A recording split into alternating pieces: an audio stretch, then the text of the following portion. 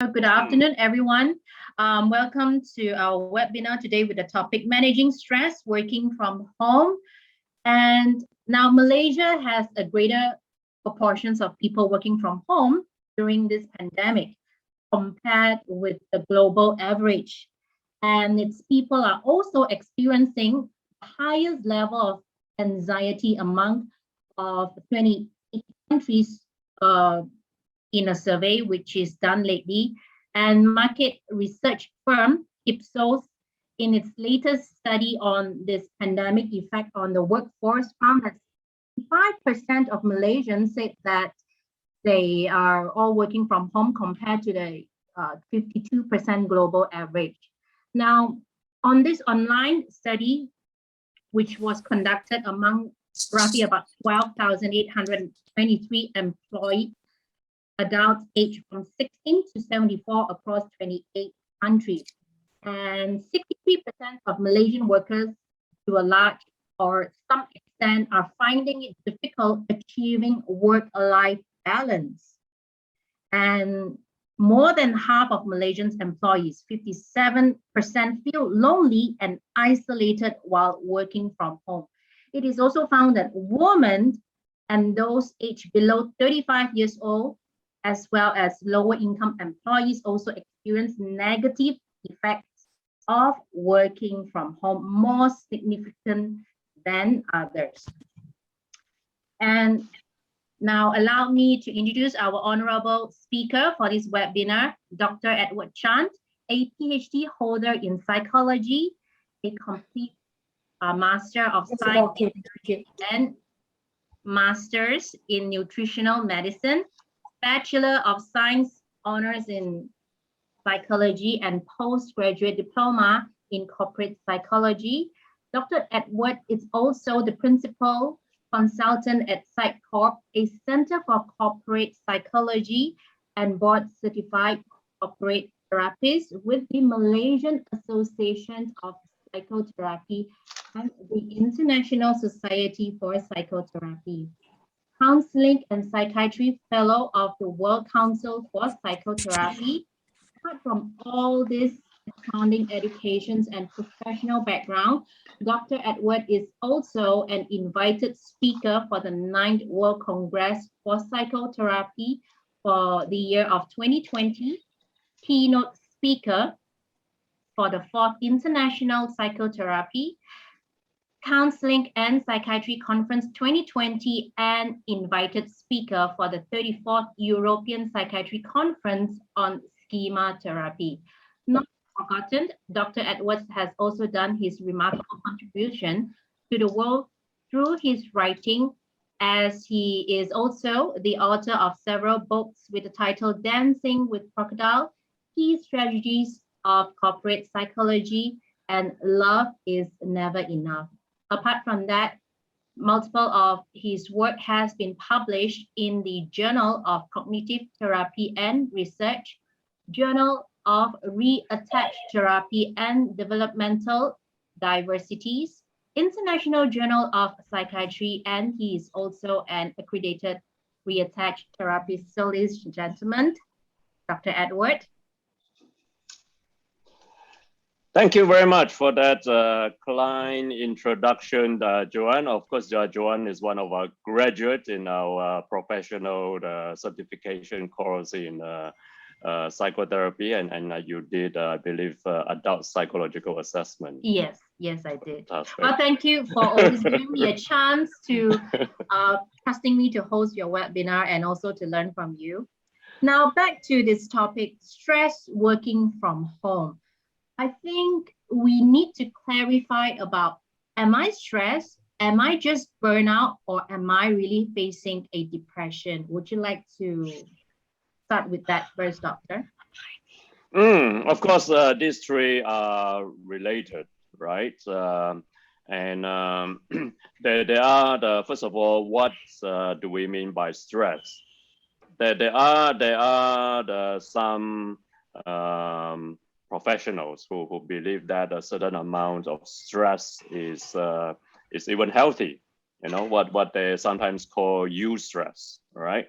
But in my book, stress is actually something that is already doing you harm, right? So I make the distinction between pressure and stress, right? So we can have a tremendous amount of pressure, right? Well, for me, for example, you know, I manage a IPC, which we do so many things. I manage well lab, you know, and we have so many divisions in IPC, and I enjoy it. I love it, right? So all this pressure I get seldom give me stress per se, right? Even though there's tremendous amount of pressure. Can we get can you mute others for me, the Joanne or Zui? Yeah.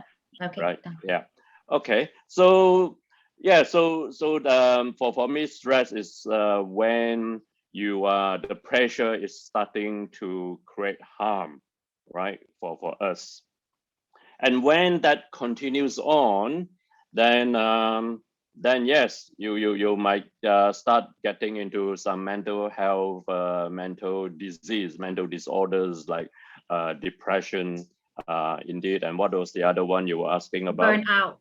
Burnout. Wow, burnout. Yes, burnout is like we do have patients, right? They used to be like very gung ho, very energetic, motivated, and when they have burnout, right? They can't even see anybody, right? They will be like totally refuse to even do anything. You know, it's like worse than depression, right? It's like severe depression. It's like 360-degree change from people that we saw. I had a patient, you know, a while back. He used to like run, you know, a very successful company, so many, you know, staff member under him. But then for some reason, a number of these key people left him, right? And he was so devastated by that, right? So later we will talk a little bit about something called schema, which is our psychological program, and which is why stress, you know, stressful events affect people in different ways, you know, and some specific events will affect some people more than others, leading to burnout. But of course, all this is cumulative, right? So there's also a term called chronic stress, like chronic anything, you know, it's sort of building, and once you know it's too much, then you shift eventually to burnout, right? And if we go back to our ancestors, you know, of course they have stress, right? They would our ancestors will hunt, you know, they're the hunters gatherers, and they will go out hunting for, you know, whatever deers and things, you know. And so they would have a short period of stress during the hunt, or they're being chased by a tiger, you know, and they need to run. So it is like, you know, short period of stress. It's not like 24 hours a day they are, you know, having that stress. So what we are experiencing today is very different from our ancestors, and our body are not adapted to deal with that. You know, we are like almost like being chased by tigers 24 hours a day. You know, for those of us who do not know how to manage it, and this is why we need to talk about management, right? So our body is not adapted to handle chronic stress, by which I mean like stress, you know, all the time. You know, for a short period of time, yes, you know, you run away from the tiger, you hide, and you recuperate, you know, and you enjoy life again, right? Or you get eaten up. But either way, we Yeah, I agree. So, doctor, what are the signs that we should look out for before we get into a depression, anxiety, and burnout? So, you know, it's all starting from working from home, because we are all human. We need to be socialized. Indeed, and that's why today's topic, you know, the additional stress of working from home. You know, when we work from the office, right? Of course, there are many more support system, right? Our colleagues are there, you know, physically. We go lunch break, we do tea break. You know, if you like the English, you have multiple tea breaks. You know, but the support system is there. You know, you go to the gym, you go for a drink. You know, but now everything is done at home. You can't even go to dine in. You can go for exercise. So hopefully now we can play single tennis, but even that we are not sure whether it is allowed or not, right? So therefore all this additional what we call not necessary stress, right? If you handle it properly, it will not become stress, but what we call stressors, right? Or pressure, right? Is stress point that can potentially turn into stress if you do not how to handle it. And of course, if a lot of these turn into stress for you, then yes, it will turn into depression. So what are the symptoms of depression? Of course, as a psychologist, and you have done the course, Joanne, in adult psychological assessment, we have a series of criteria, right? To look at depression, for example, like loss of interest, in things that you used to be interested in, not being able to sleep, getting irritated more easily than others, crying over every little thing, right? Losing appetite. So all these are hallmark. It doesn't mean if you get 1 or 2 or 3, you are depressed. But if you get, a certain number, and over a period of time, it has to be like more than 2 weeks or so, then yes, you can be diagnosed as clinically depressed.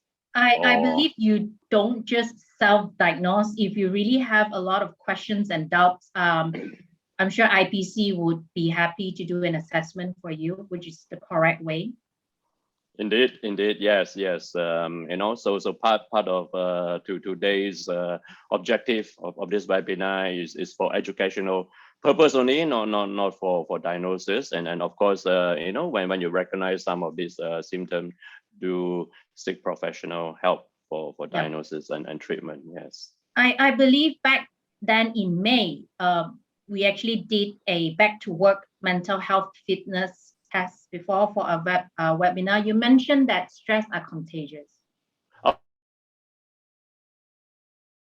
Contagious. So I'm sure many of you, when you go into a room and where some of your colleagues they you can detect that they are under stress, and before you know it, you yourself are under stress. Of course, as psychologists, we've done experiments, right, where we plant what we call a conspirator, right? This is someone that we use in the experiments, right? And we put this person in the waiting room, right? Say a doctor's waiting room or what no waiting room, and the genuine person, right? So this is a volunteer who go wait, their stress level will be very different depending on the other people who are waiting. So the other people, waiting appear to be very stressed. Then before you know it, the person, the subject will become very stressed too. Whereas if the other person is very chill and all that, right? And so the other person will be chill also and not stressed regardless. So in that way, it is certainly contagious. If you don't deal with your team stress, the whole organization will be stressed out before long. Do you believe that is a trend? Like we call it the copycat effect.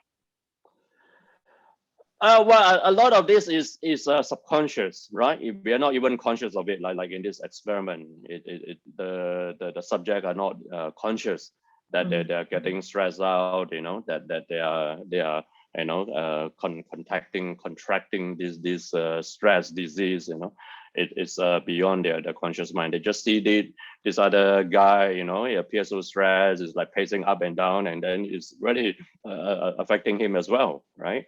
So yeah, it's not like he's copying it per se. Yeah. Now I see that some of my friends, some of them, they really love enjoying working from home because part of it, because I see that they are kind of a little bit more of introvert person. It's okay for them. Now, while I used to work a job, which is what I said, working from home doesn't suit everyone, and not all jobs suit home working, like the job that I used to do, which is hosting on stage.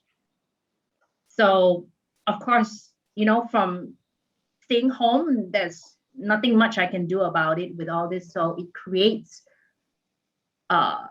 living in a 1,000 square feet apartment. How do we, Yes, so to some extent that there is a personality factor, no doubt, right? There are the introverts and extroverts, Right. in terms of personality, and if you are an extrovert like myself, right? Then yes, I mean I can adapt. Everyone of course has a bit of both personality, although we are dominated by one dimension, right? So if you're an extrovert, you can tolerate working from home for a while, but we are second year into the into this, and I think most extrovert will be very stressed if you don't manage it, right? If you don't manage it, Yeah. then Yeah. of course it can be managed, just like how we do in our traditional work, right? A lot of us do not enjoy our work, right? Because not like me, and I enjoy working in psychology, but a lot of people are not so lucky, right? So what they do is they adapt, and then in the weekend they do their hobby, right? So during the week, Right. they hate what they do, they get the money, and then in the weekend they do hobby. So everything can be adapted as long as you have an avenue to process your stress, right? So it can be done. But you're right, it working from home would affect some personalities more adversely than others. That's true. Yeah. So, okay, doctor, we have the first question from Kamini. She asked, can a loss of social connections affect one's self-esteem? Yeah. Especially if you're an extrovert, right? You want to interact regularly, and extrovert. So the difference between an extrovert and an introvert is where you get your energy from, right? If you're an extrovert like me, I get my energy from doing things like this. I interact, I get energized, right? Whereas if you're an introvert, you get your energy from internal reflection, right? You go in there, you meditate, or you think, and this is where you feel energized. Whereas if you're with people, you get drained out, and then if you don't have this period where you spend on your own, then for sure, when you have less energy, your self-esteem would be very much affected and decreased. Right? That is what you always say, that the feel-good chemical like dopamine. Oh, sorry, doctor, you muted yourself. That is right. Can you hear me? Yes, we can now. Yeah. We can hear you now. Sorry, my mother keep on calling me to wish me happy birthday. Oh, it's your birthday. Oh, it's your birthday. We'll sing you happy birthday song later before we end the session. I've already sent her a message, but she didn't get it. I don't know. Okay. Yes. Yeah. Yes. So the feel-good chemical. Right? Yes. The endorphin. Yeah. Indeed. Yeah. So when you feel good, you get the for extroverts, and even introvert need that, some like affirmation. You are able to feel successful, in what you do. Then it will definitely increase your self-esteem. Yeah. Now you mentioned earlier that not everyone, of course, not everyone behave the same if you encounter stress. Like me, I go to sleep, I shut off. So some other people go into extreme thing, like maybe drinking, online shopping, just to find that. How is this, like you said, the schema type that it works differently for everyone, the coping mechanism. Indeed, yeah. So the the schema, we need to explain a little bit. Is our psychological program, right? In fact, one of the father of psychology, Sigmund Freud, mentioned that give me a child of 4 years old, and I would tell you how he or she is going to die. So why he was able to say that was because he felt, and these are born a lot by research, after him, that most of our psychological program, the blueprints, right, on how to cope with life, our coping stance, right, have been formed based on this schema, our psychological program, by the time we are 4 years old. Right, and then if for example we cry, and then our parents are not there, right? Then we need to make a decision, very early. What does this mean? So we need to make a decision that help us to survive. So there are two ways you can think about it. One is our parents are unreliable; they are bad people, right? Or now or that I am bad, right? So the first one is very threatening. If we think that our parents are unreliable and they are bad, then we don't feel very secure. That is like too stressful. So for most of us, we would twist it around and think, there must be something wrong with me. I must be defective. So hence we have a defective schema, which affect our self-esteem. So most people, when they meet with some challenges in life and things, that it triggered the defective schema, right? Then they feel, okay, I'm a defective, and they deserve this, and then they give up, right? So all this would influence how they cope with life, how they perform in the work, and ultimately how they're going to die, right? So this is what Freud means. It's a lot of truth in that. So in psychotherapy, we have something called schema therapy and schema rescripting, therapy, whereby we will go back, we hypnotize someone back to their childhood, identify that precise memory, like Harry Potter, Harry Potter film, we take it out and then we change it, right? So we can do that, and there are a lot of evidence to suggest this work very effectively to change. There are only two things that will change, your schema and change your fate in life, and how you're going to live, and that one is your life-changing event, of course. A lot of people have near-death experience and whatnot, right? A lot of failed marriages, and then finally it dawned on them, right? The other thing is, of course, counseling and psychotherapy. Doctor, you muted yourself again. So,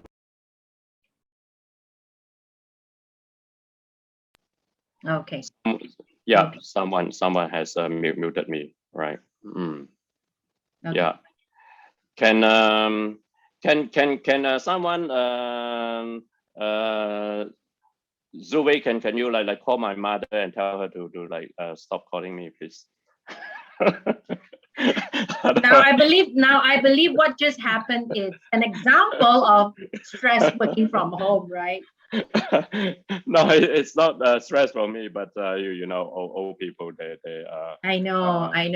It's like I mentioned, working from home, it's very different from those days. Be it having kids running all around or staying with it. I have a friend that he complained all the time. He said, do you know how it feels like to live with my mother? Or I don't know what I can do. I don't know what I can, because, as an adult, we have our own life, we have our own, and when someone come and stay with us during this tough time, it's we need to set the healthy boundaries. Am I right? Indeed, yeah. No, I mean, I welcome my mother to call me, of course, right? But yeah, she just. It's a sign of love, doctor. It's a sign of love. It doesn't matter how old we are, even though we are 99 years old, a mother is still going to call you. Indeed, especially on your birthday, right? So yeah. No So worries. Yeah. think about setting boundaries, because we have our parents to look after, we have our children, because children also need a lot of attention, and whereby they can't get to school now. So they have lots of energy that builds inside, while the parents need to focus in a room to work. And then how do we set healthy boundaries? Yes, I mean, you need to set it in a way that doesn't that you don't make your children or spouse feel abandoned, right? Children especially would have less understanding of these matters, and your spouse even, depending on their schema, right? Some of us have what we call abandonment schema, where we were abandoned as a child.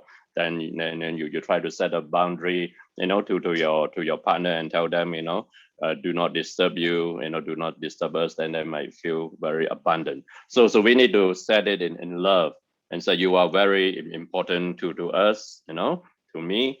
And when I, or have this specific time, when I put this sign on the door, right? This is the time I'm working. You are still very important to me, and and I will attend to you. In an hour's time, half an hour's time, right? Unless there's a very urgent thing, by all means, you do the knock, and we'll see, right? But other than that, I will attend to you at this time, right? So you convey the message that that they are important, right? Especially for children, right? And with children, of course, you cannot be leaving them and running around in the house, depending on the age, right? So you will not be fair to expect them to, for young children to refrain opening your door and knocking your door. You must have someone to occupy them, work with them with some activities and all that, right? So I think a lot of parents always use the easy way out. Nah, take my hand. yes, that is, that's not a good idea, right? That's not a good idea. Plant them in front of a television. Yes, that's not a good idea for a number of reasons, right?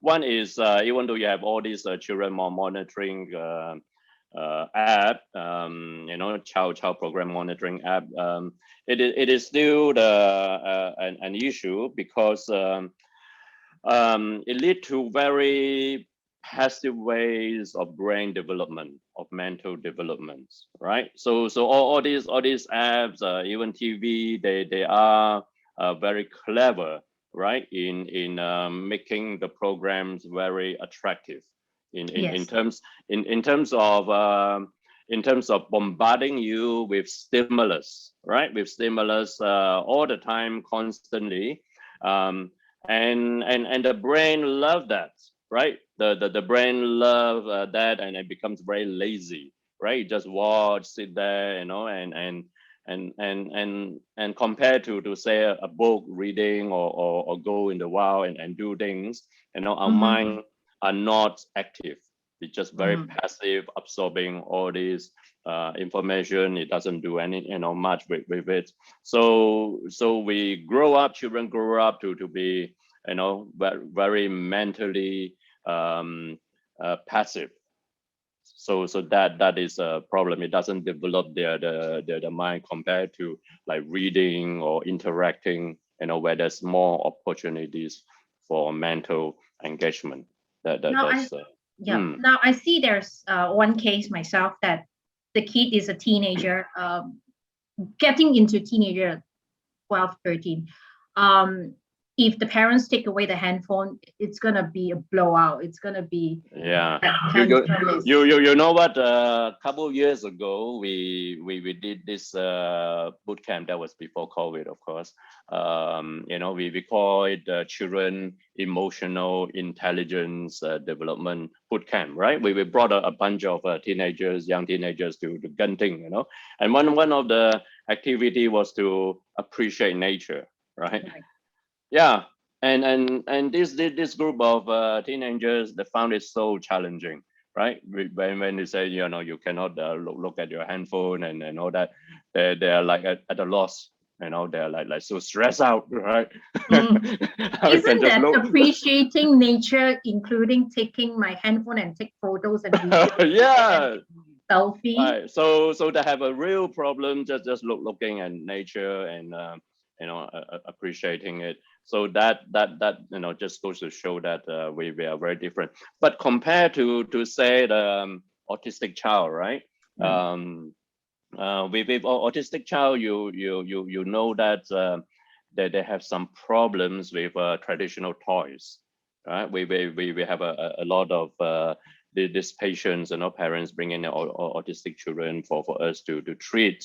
And that's why in our clinic we you know, for those of you who have been to our clinic, you see that we have this thing called vivarium.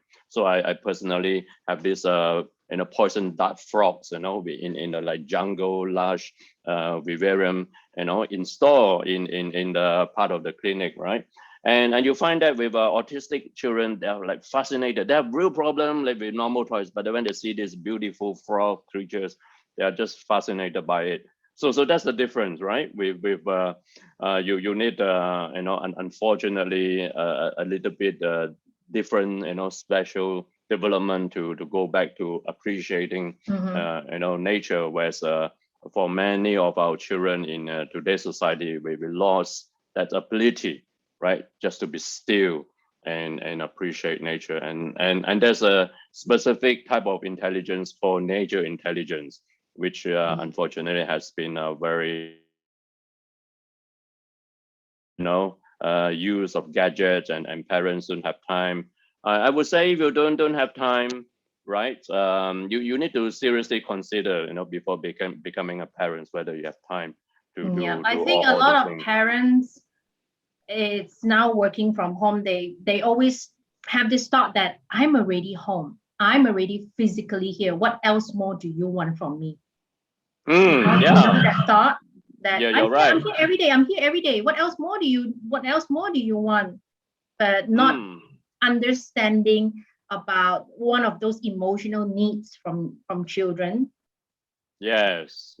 I mean, you know, being there, you know, it's not physically there. It's not the same as being emotionally, mentally there to really interact with your child. You know, in at the International Psychology Center, we have something called filial play therapy, right? Okay. So this is where we teach. We train parents how to play with the children. Most parents do not know how to play with the children, you know, by, you know, that they cannot stop teaching, right?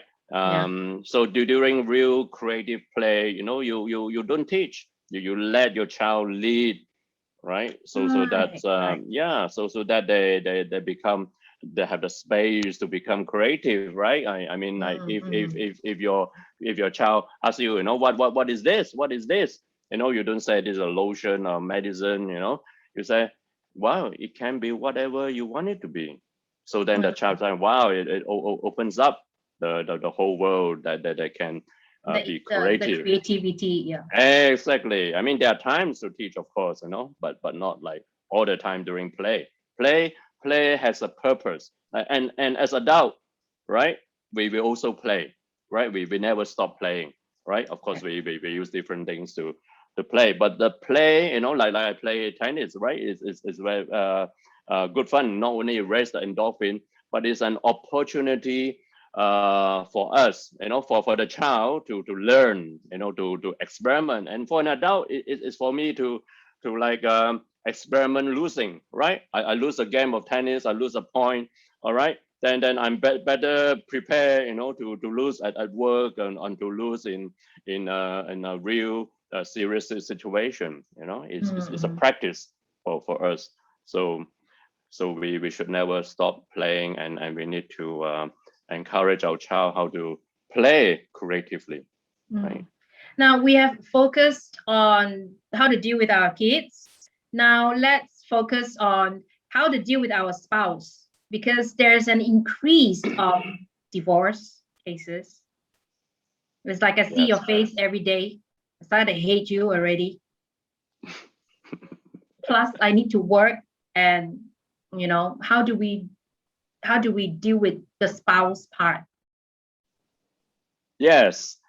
Because you see each other every day, you see each other every day 24/7, and you lost interest in a way about maybe the intimacy, maybe you're talking too much. So Indeed. these are all also the stress that, because I'm working from home. So how do we deal with our spouse? Yes, and a part of that is the boundary, right? That is important. You know, I work with many clients who you know, they do sort of shift work. You know, they work at international times. So this become even more of a problem, right? When your time do not sync with your Right. partners, right? But say your time sync with your partner, then of course the easiest thing is, you know, if you have the space to have a different room, right? With equally good internet connection, or if you need to use the internet, right?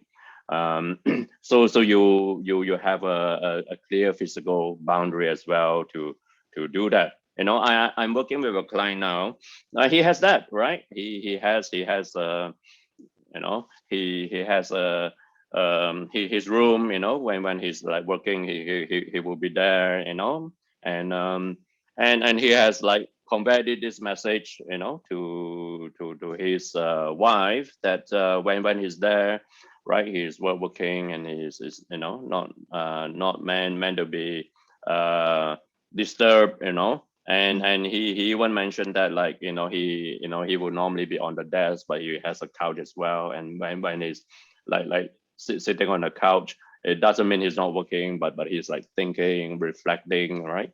But when the wife like knock on the door, open the door, and see him sitting on the couch, and she would like forgotten, right? That this means he is also like working, but reflecting. You thought, you're relaxing. Let me join you and chit chat, and that really stress him out so much, you know. So it's a matter of you know, I guess you have this clear boundary, and your spouse will sometimes not get it. So you need to like send them gentle reminders on this. Oh, my dear, you know, you are important to me. You know, I love to chit chat with you on the couch and all that. But if you remember, right, when I'm on the couch in my room, this means that I'm actually still reflecting, thinking, you know, and I need this personal space, right? A gentle reminder on that. And of course, we need to take personal relationship and personal time in the same a bit like in the same manner as in our corporate schedule, right? When we need a discussion with one of our team member, we set up a calendar and appointment, and we need to do that with our spouse as well. You know, many of us may think, wow, are you serious, right? Why need to be so formal? But if we don't, this is all a matter of respect, right? When do that, and we need to also frame it, right? I have this discussion with you, you know, otherwise it's going to go on like hours and hours, you know, our spouse, and then you have a phobia about discussing things with your wife, right? So you need to like frame it, you know, dear, you know, I want something to do, needs to share with you something. We can like spend half an hour on that, you know. Is this a good time now? Or if not, let me know, you know, what time suits you. Frame it, and then have that meeting. So all these are important boundary setting to prevent conflict and stress. What the thing is, what we are afraid is that we see quite a numbers of domestic abuse. Yeah, so domestic violence, that is true, right? Because of all this stress, The like I stress. mentioned, chronic stress, it adds up, it gets cumulative, you know, leads to depression, maybe get more irritable, and depending on schema, you know, The we have schema, something yeah. called, we have something called schema clash, right? Right, When right. that couples. What makes a man that, like, did they feel good after that, after putting their hands on the wife? Does it release the anger? Well, it's a little bit of power play, right? It goes back to the when you are a boy, right? You know, you get insulted, you are at pain, you know, and then you whack the other guy, right? And then you feel temporarily that you got it out of your system, you know, you are Right.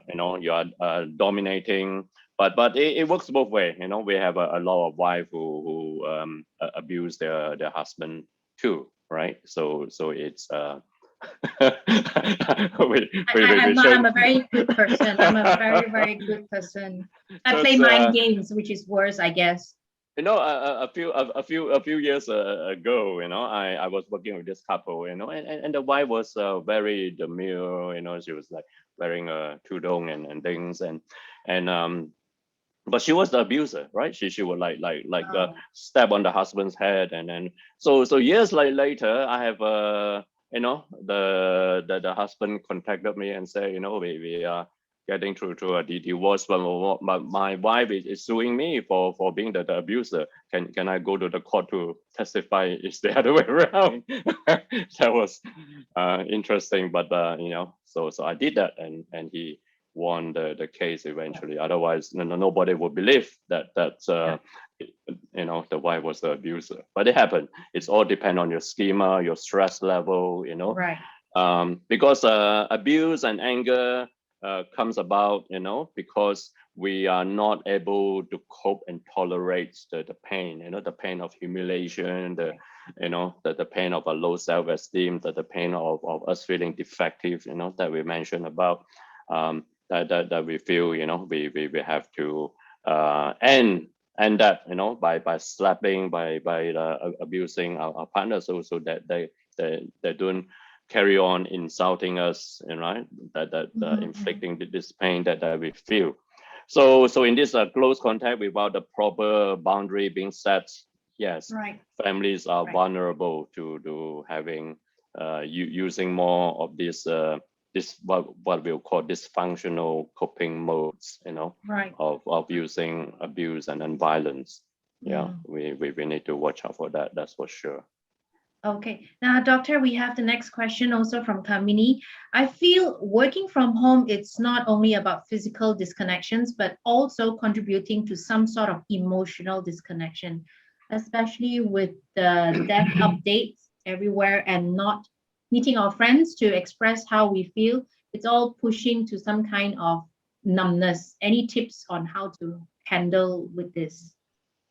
Yes, that definitely the emotional connection, you know, is a big one. I mean, we are very lucky, you know.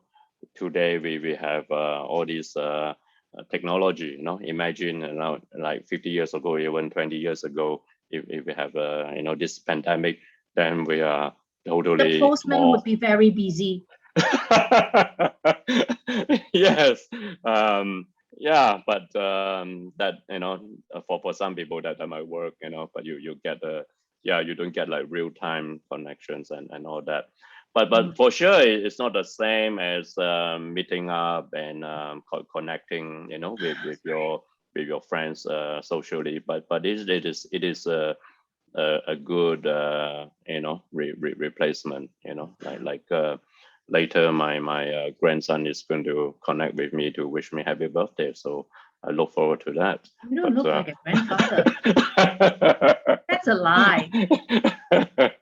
well, it's yeah, that you know, it's things like that, you know. We are lucky we still have that, so that's hopefully we can utilize this type of technology for connection, you know. It goes But a long way. But when someone really emotional disconnected, they just feel like, what's the point? What's the point of calling you? What's the point of WhatsApp video? You know, they can't even make that move.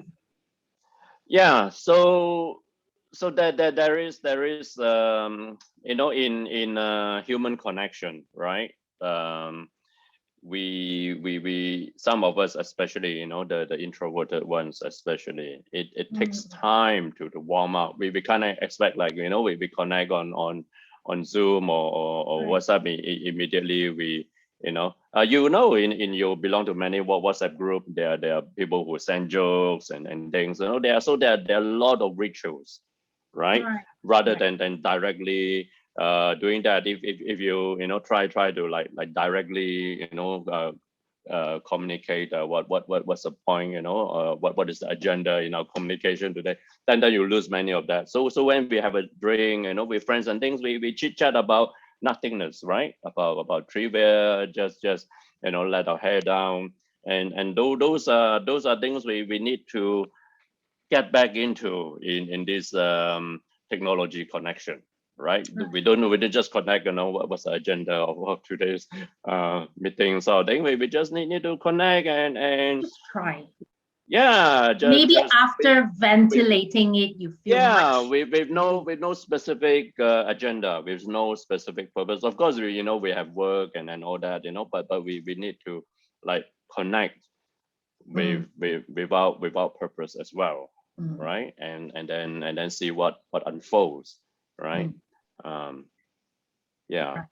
so Now, of course, we have covered how to deal with our children, how to deal with our spouse. Now, what if you are an employer yourself? Now, this is one yeah. of the tough part, right? I don't know if my employee is being productive.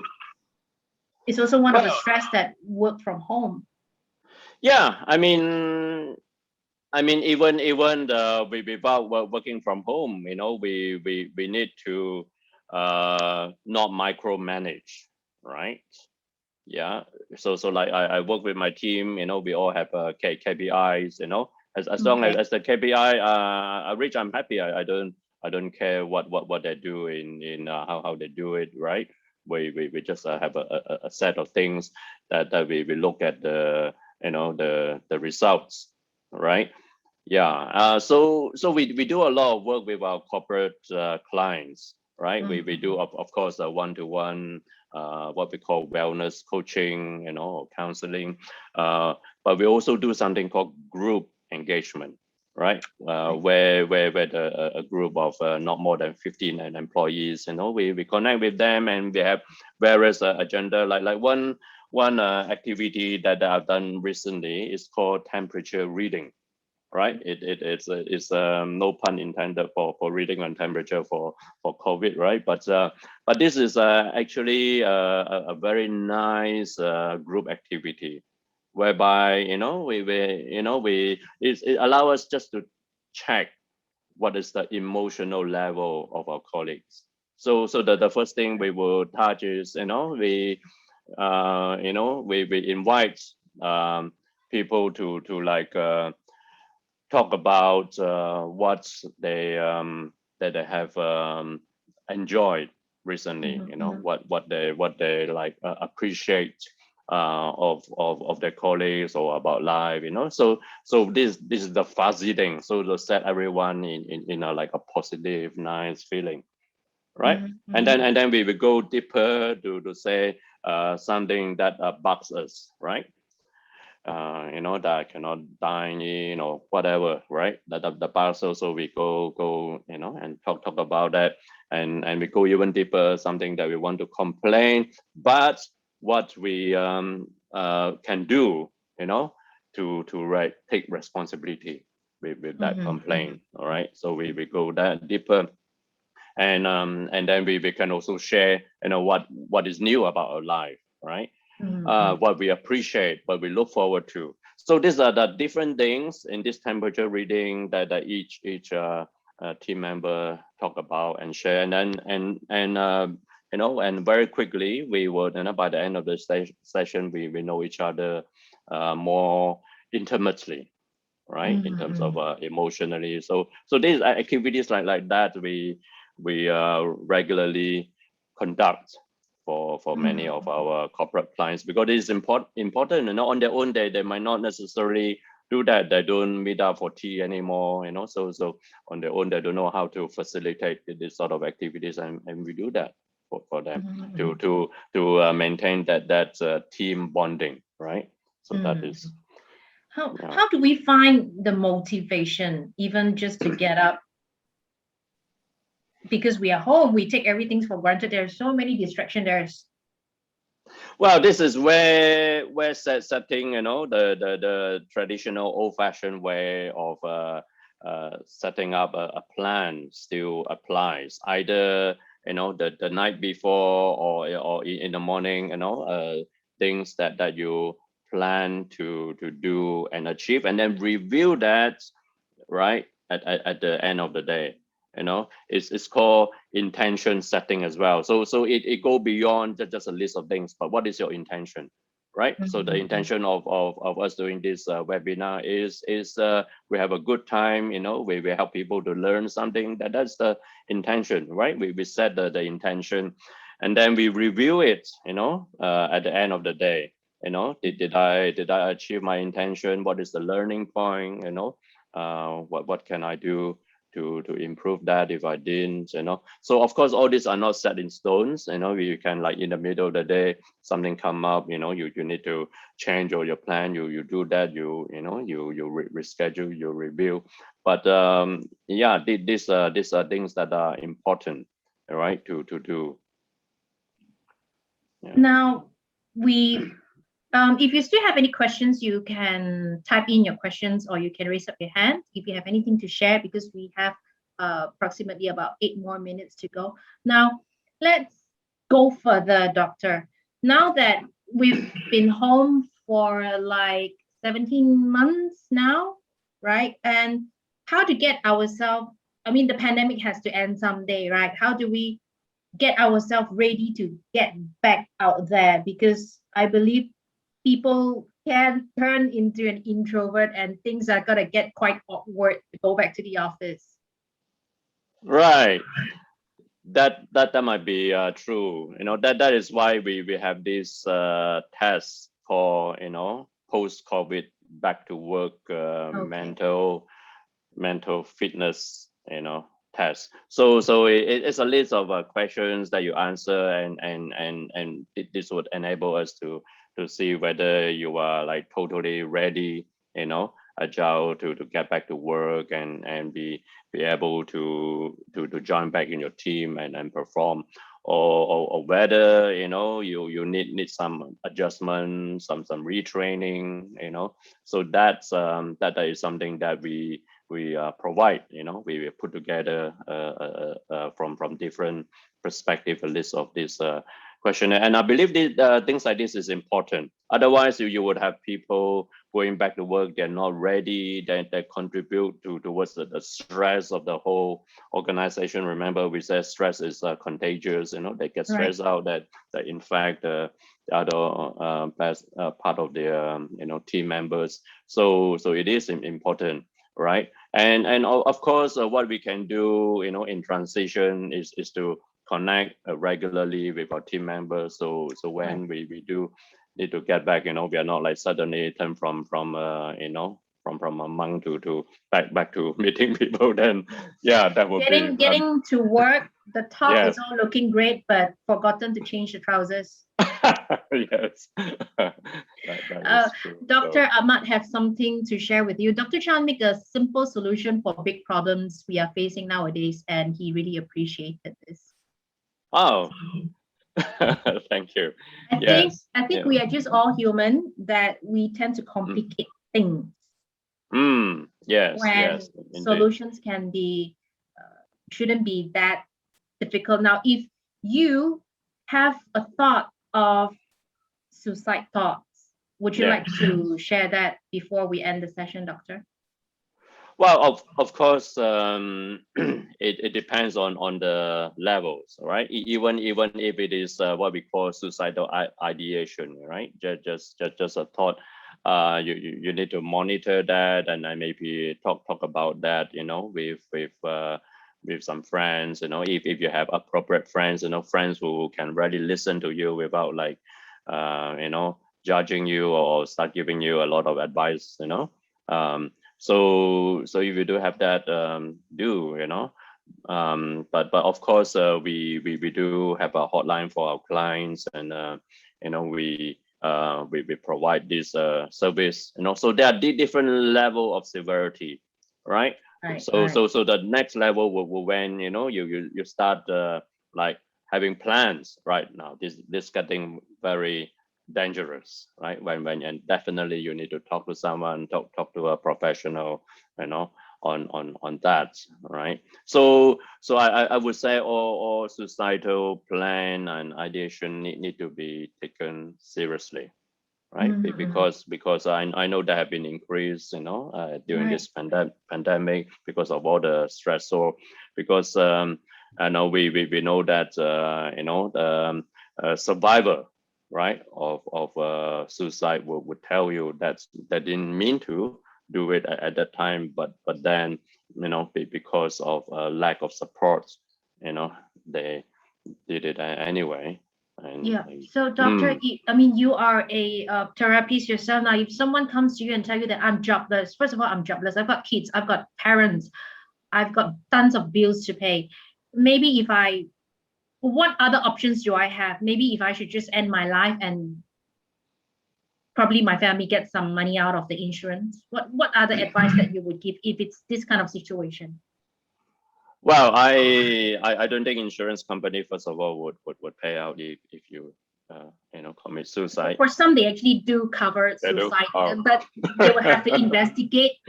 Yes, and it's not going to be immediate, right? For sure. So I believe that as long as but unfortunately this go back to schema, right? Right. So for some people that have the failure schema, they feel like I'm jobless, I fail to provide for my family, I fail. So this affects some people more than others. Yes. Correct. Yeah, but I believe we need to revert back to the healthy, coping, healthy adult schema, whereby we are a problem solving animal, right? A problem solving being, so we are like at top of the pinnacle compared to all the other animals, right? So as long as we have life, we can be creative, we can solve problem, and challenges are actually opportunities. If you look at Steve Jobs, for example, he has to be fired, right, from Apple, the company he founded, and he has to walk, miles to get even a hamburger, and has to drop out of university, right, in order to rediscover the opportunity of take up calligraphy, which then he integrated into Apple. So a lot of adversity, at the time, we don't see the dots, we don't see the purpose, the meaning of it, but we just need to have faith, like one day it will all connect, and this is an opportunity for us to do something different, to do something that might then all connect one day, as it did for Steve Jobs, right? And where he founded so many other beautiful companies. Yeah. So, okay, I guess we have come to the end of our webinar today. Thank you so much, Dr. Edward, for giving us all this. Just like Ahmad said, simple solution for big problems. Just like Steve Jobs. Yeah. Simple. If you can't find a solution, if you think that if you are unsure, if you're stressed or if you're depressed, you can always visit our website, make an appointment. We can help you to do an assessment. Don't jump into a conclusion yet. Don't self-diagnose yet. Let us help you. And if you can't find anyone to speak with, IPC will always have someone to be ready to speak with you. If you want to ventilate about things, I'm here. Yeah. Here, I will listen to you for you to better. And I also want to add, finally, schema are not fixed. They all can be changed, right?